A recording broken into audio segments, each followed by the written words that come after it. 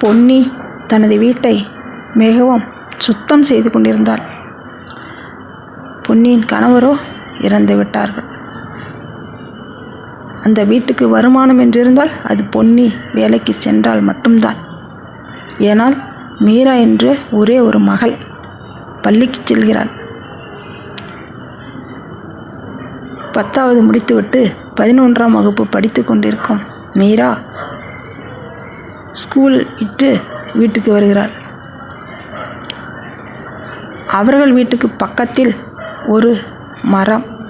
அந்த மரத்தில் சாய்ந்தபடி நின்று கொண்டு ஒருவன் சிகரெட்டை பற்ற வைத்து ஊதிக்கொண்டே பொன்னி செய்யும் வேலைகளை கவனித்து கொண்டிருக்கிறான்.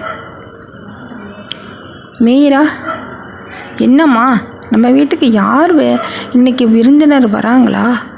வீடெல்லாம் இவ்வளோ சுத்தம் செய்கிற என்று கேட்கிறார்கள்.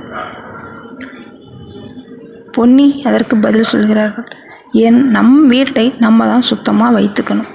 யார் வராங்க வரல அப்படிங்கிறதெல்லாம் நமக்கு தேவையில்லை. அந்த கேள்வியெல்லாம் விட்டுட்டு நீ சாப்பிடு என்று சொல்கிறார். எனக்கு ஒன்றும் சாப்பாடு வேண்டாம், என் ஃப்ரெண்டுங்களாம் வராங்க, அங்கே போய் தண்ணி கொண்டுகிட்டு வந்துட்டு அப்புறம் சாப்பிட்றேன். 1 கிலோமீட்டர் நடக்கணுமே, இருட்டாயிடாதா என்று கேட்கிறார்கள். சரி சரி, பார்த்து பத்திரமா போய் தண்ணி எடுத்துக்கிட்டு வந்துடுங்க, நான் ரெடி பண்ணி தான் வச்சுருக்கிறேன், சாப்பாடு வந்து சாப்பிடு என்று பொன்னி கூறுகிறார். மீராவும் மீரா ஃப்ரெண்டுங்களும் போய்கொண்டிருக்கிறார்கள். மரத்தில் சாய்ந்தபடி நின்ற அந்த நபர் சிகரெட்டை ஊதி தள்ளிக்கொண்டே பொன்னி வாசல் கூட்டுவதையும் வீட்டு வேலைகளை செய்வதையும் கவனித்து கொண்டே இருப்பான்.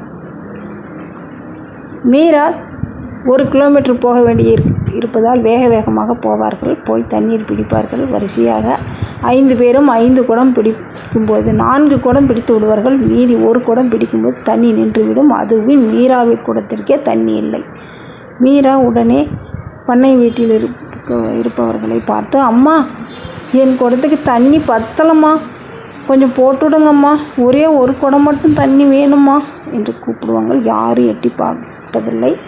மறுபடியும் குடத்தை எடுத்துக்கொண்டு வீட்டிற்கு முன்னாடி போய் நின்று, அம்மா, தண்ணி போட்டுவிடுங்கம்மா, 1 குடம் மட்டும் பத்தலை என்று கூப்பிடுவாள்.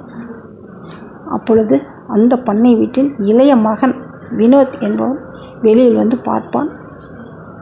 அவன் என்ன சொல்லப் போகிறான் என்று அடுத்த வீடியோவில் நாம் பார்ப்போம்.